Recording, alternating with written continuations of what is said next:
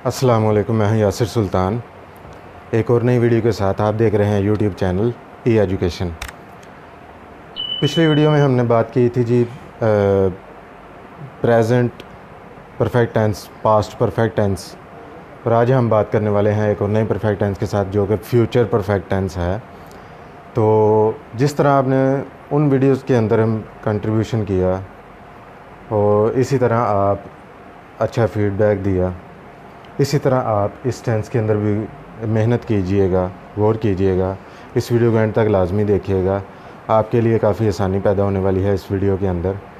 और इस वीडियो को देखकर आपके टेंस, फ्यूचर परफेक्ट टेंस की परेशानियाँ इंशाल्लाह ख़त्म हो जाएंगी और आपको उर्दू से इंग्लिश ट्रांसलेट करने में काफ़ी आसानी पैदा होगी, चाहे वो स्कूल टेस्ट हों या फिर एग्ज़ाम्स हों। ठीक है, तो इसके हम शुरू करते हैं जी पहचान से ही कि फिर मैं बार बार कहता हूँ कि पहचान बताना इसकी बहुत लाजमी होती है, इसलिए पहचान सबसे पहले लिख दी जाती है कि पहले ही तारुफ़ करा दिया जाता है, क्योंकि हमें ज़्यादातर फेस करना पड़ता है उर्दू से इंग्लिश बनाने के लिए। और वो चाहे उर्दू हमारे माइंड में हो उसकी इंग्लिश बनानी हो, चाहे वो रिटन लिखी हो तो हम रिटन हो तो उसकी भी उर्दू से इंग्लिश बनाना हमें वास्ता इससे पड़ता है। तो इसकी पहचान दो तरह की होगी। फिर मैं कह रहा हूँ कि चुका होगा, वो काम कर चुका होगा, या चुकी होगी, चुके होंगे वगैरह आएगा वो वाहिद और जमा के लिए, या फिर लिया होगा, उसने काम कर लिया होगा, उसने वो काम कर चुका होगा या उसने काम कर लिया होगा। देखें, जब डबल पहचान होना जिसके अंदर, वही जुमले ज़्यादातर पेपर में आते हैं। और डबल माइंडेड, असल में एग्जामिनर डबल माइंडेड करने की कोशिश करता है बच्चों को, तो इसी तरह के जुमले वो अक्सर डालता है। तो आपके लिए ये बहुत बेहतर होगा कि आप इस तरह के जुमलों पर ज़्यादा तवज्जो दें। वैसे तो हर जुमले पर तवज्जो देनी बनती है, टेंस की सारी हालतों पर तवज्जो देनी बनती है, इन पर कुछ ज़्यादा दें क्योंकि ये आपको परेशान करेंगी एग्ज़ाम के अंदर। लिया होगा, लिए होंगे वगैरह आता है इस वही परफेक्ट के अंदर third form helping verb will have और शैल हैव। कंटिन्यूस में मैंने बताया था विल बी और शैल बी। तो इसी तरह मैंने बताया था कि जैसे जैसे आगे आप जाते जाएंगे तो इसके हेल्पिंग वर्ब्स के अंदर चेंज आता जाएगा, मज़ीद आगे ये इजाफा भी होगा। ठीक है, तो यहाँ पे विल हैव और शैल हैव है। अच्छा, यहाँ पे साथ साथ ही मैं बता दूँ बाद में बताने की बजाय कि इंग्लिश के अंदर, इंग्लिश लैंग्वेज के अंदर हैज़ और हैज़, विल हैज़ और शैल हैज़ का कोई तसव्वुर नहीं है। आपने पेपर के अंदर ही, शी, इट, वाहिद नाम देख कर ये गलती नहीं कर देनी। अक्सर बच्चों जिनकी तैयारी नहीं होती, तवज्जो से तैयारी नहीं करते, वो ये इस तरह की गलतियां कर देते हैं और अमूमन करते हैं। इस तरह की गलतियां आम देखने में आती हैं। तो आपने हैज़, विल हैज़ और शैल हैज़ जहन में बिठा लें कि इस लफ्ज़ का तसव्वुर ही नहीं है, विल हैज़ और शैल हैज़ का कोई भी हालत आपको लिखनी पड़ जाए, इसका तसव्वुर है ही नहीं है, तो आपने ये लिखनी ही नहीं है। तो तसव्वुर अगर है तो विल हैव और शैल हैव का है। ठीक है, तो इसकी मैं मिसाल से शुरू करता हूँ, आपको मज़ीद फिर वजाहत करता हूँ, आपको समझने में आसानी होगी।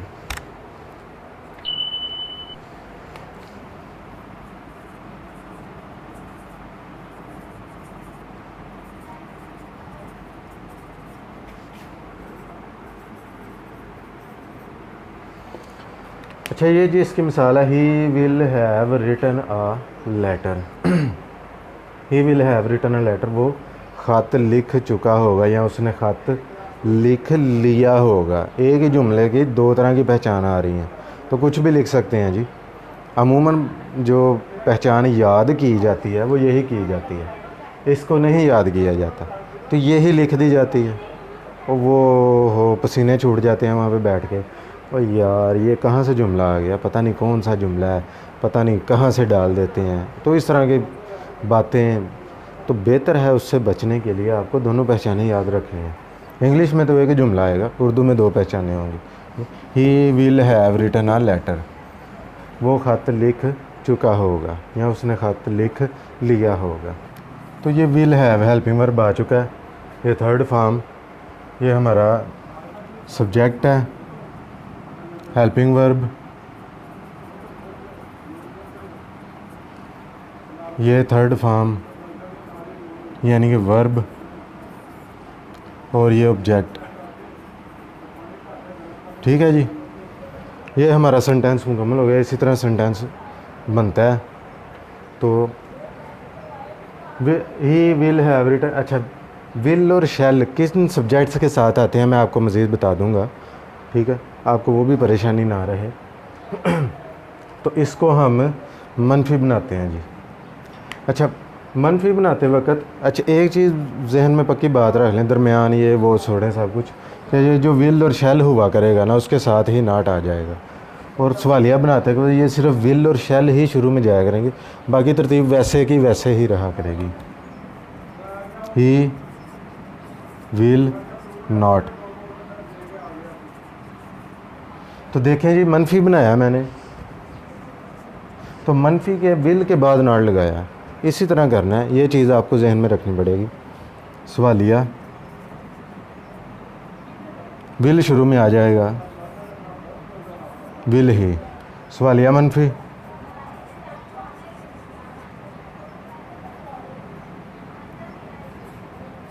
विल ही नॉट, फिर हैव आएगा। ठीक है जी, तो मैंने बता दिया है कि विल हैव और विल हैज़ और शैल हैज़ का तसव्वुर नहीं है। ठीक है, इंग्लिश लैंग्वेज में।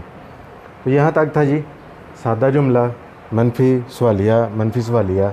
ये अब आपको आ जाने चाहिए, आपकी प्रैक्टिस ही आपको कामयाब करेगी। ठीक है जी, तो देखें पेपर मुश्किल नहीं होता है।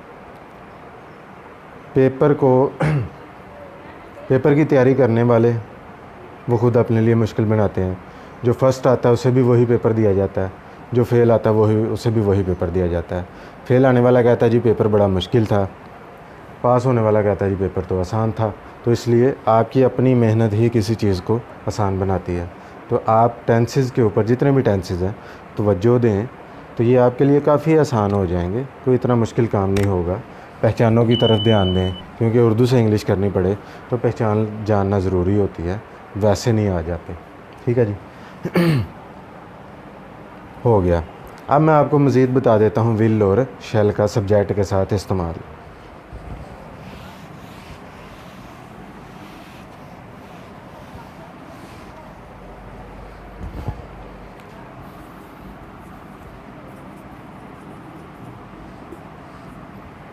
जी, तो ये है जी विल और ये है जी शैल।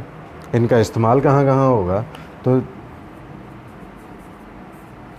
सिर्फ़ और सिर्फ आई और वुई के साथ शैल आएगा, आई और वुई के साथ शैल आएगा बस। बाकी जो भी बचेगा, वाहिद बचे, जमा बचे और बाकी जितने भी सब्जेक्ट आएंगे, इतना याद कर लें जी, शैल के साथ आई वुई आएगा, आई वुई के साथ शैल आएगा, बाकी जो भी बचेगा सब के साथ विल आएगा।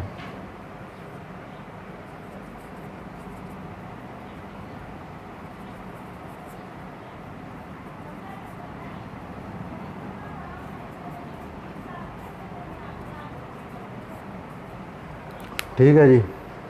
अब कुछ ऐसे मैं कहता हूँ जी, मैं मैच खेलूँगा, मैं मैच खेलूँगा, I will, I shall play match, I shall play a match, मैं मैच खेलूँगा।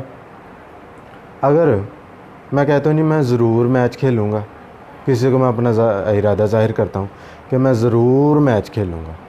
अब वो ज़रूर क्या होगा जी, वो कैसे मैं ज़ाहिर करूँगा, किसी को बताऊँगा कि यार मैं ज़रूर मैच खेलूँगा? तो उसके लिए सिंपल है कि आई वुई जो सब्जेक्ट शैल के साथ आते हैं उनके साथ विल लगा दें, तो आपका ज़रूर का माना क्लियर हो जाएगा। जो ये जानता होगा तो वो समझ जाएगा कि ये बंदा इस काम के करने के इरादे को ज़रूर में ज़ाहिर कर रहा है। इसी तरह ज़रूर का माना लगाना हो तो इनको इसके साथ लगा दें, तो आपका वो ज़रूर का काम क्लियर हो जाएगा।